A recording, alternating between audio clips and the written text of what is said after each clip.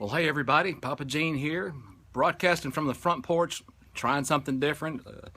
If you're offended by birds, well, I'm just afraid you're going to hear some on this Happy Good Friday, and um, it's a little cool out here today. Let's see, the thermometer says it's about 63 degrees. Hey Terry, good to see you today. I want to talk to you about core strength a little bit today, and this is not a new subject. And if you read anything about fitness, whether you're following Spark People, MyFitnessPal, or if you get Prevention Magazine or any of those sorts of things, there's a lot of emphasis on core strength. Well, I want to take you back a few years. Let's go to 1976, for instance, and that's when I joined the Navy. And of course, we want our military people to be strong in their core strength. Why? Because of the physical demands on their bodies. Well, good grief, they're 17, 18, 19, 20-year-olds when they go on active duty, and they're probably in pretty good shape anyway. But today I want to talk about core strength as it applies to us as middle-aged people. And I'm proud to be a middle-ager.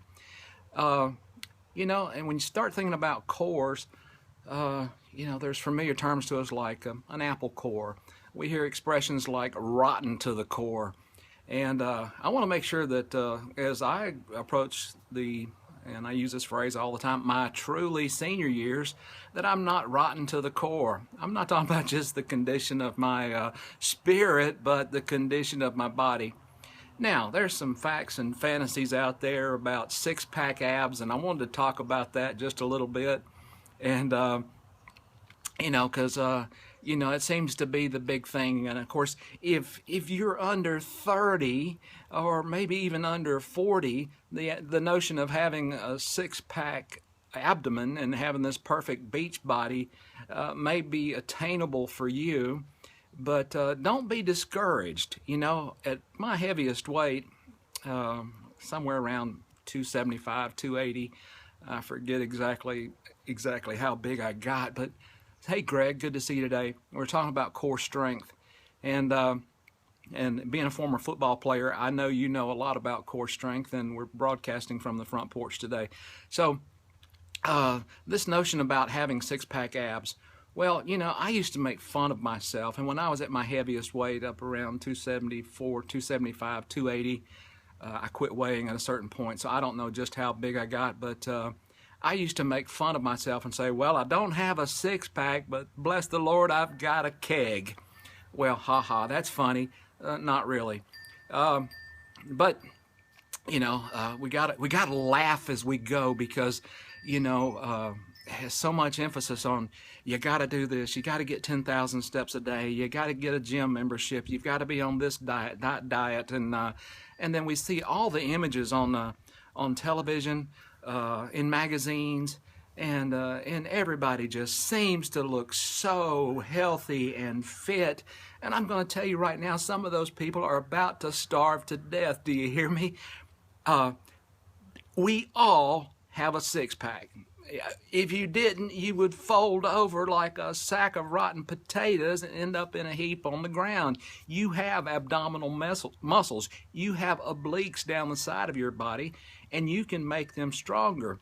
But if anybody thinks, young or old, anybody that has a high percentage of body fat, if you think you can subscribe to P90X or Shaun T's Insanity, or do 1,000 crunches or sit-ups a day, or if you can plank for 30 minutes a day, that the end result is that you're going to have this rippled abdomen with these, Abercrombie and Fitch muscles on your stomach, you've drank the Kool-Aid. You're believing a myth that is probably not going to happen.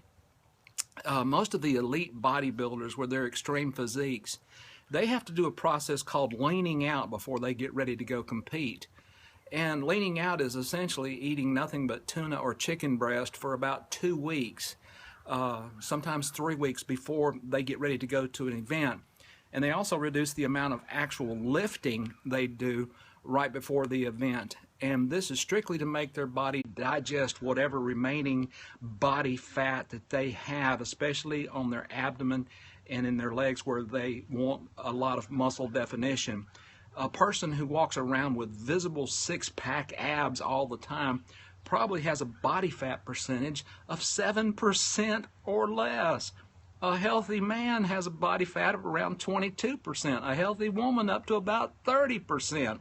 So if you're looking at yourself in the mirror, and I know we'd all like to look good for our spouses, when we disrobe, but you are what you are. You are who you are. Your body is beautiful. You're beautiful. You may not look like you did when you was 16, 17, 20, 25 years old, but we are middle-agers. And we're going to carry some body fat. It's a healthy thing for us because we are not competitive bodybuilders. The glamour magazines are not going to call us and say, hey, we need a 58-year-old man to be an underwear model. It's not, and I wouldn't do it anyway. So a few points I wanted to make today. I took a few notes. Do we, at our age, still need abdominal exercise? Well, of course we do. And there's good reasons for that, because our abdominal muscles offer the center of our body, our tip point. They offer the center of our body the strength we need to catch ourselves in case we're leaning over too far. They support our back muscles. Believe it or not, they support our back and our spine. A good, strong set of core muscles helps you walk with a better posture. And at our age, walking with a better posture makes us look younger. Maybe a year, maybe a 2, maybe 5 years. But if just how I walk and can carry myself, because I have the core strength to stand erect and stand tall, if that makes me look younger, I want some of that. Do you hear me? So our core muscles help improve our balance. But they're not necessarily going to make your pants fit better. If your body fat is, 15, 20, 25%, up to 30%, the only thing that will even cause the appearance of six-pack abs is a significant reduction in your body fat percentage. I'm not worried about the little bit of body fat that I carry around my abdomen now. My body fat is low enough that it's healthy. That's good enough for me. I'm not worried about trying to achieve something impossible. I'm not going to be pressured by magazines and movies and TV and all of that. I am who I am. I'm pretty healthy. I'm pretty strong. My flexibility is good. My posture's good. These are things that I, as a 58-year-old, can really work on. And so today, when you're thinking about, I'll never get a six-pack abs, well, honey, you've already got them. They're there. We just can't see them. They're doing their job. They're helping you sit up tall, look good, and help you keep from falling over, increase your flexibility. I'm going to promise you right now, those of you that have grandkids, if you didn't have six-pack abs somewhere down inside you, along your belly and the obliques running down your sides, if you didn't have those, you couldn't pick your grandbaby up. You couldn't reach down and pick up your cat or your dog. You couldn't pick up a mop bucket full of water. You just couldn't. You would just topple over. So, don't be discouraged by what your image is. That's in our heads. That's a bill of goods we've been sold by Hollywood. We're pretty good people. We're pretty healthy people, and we're constantly getting better.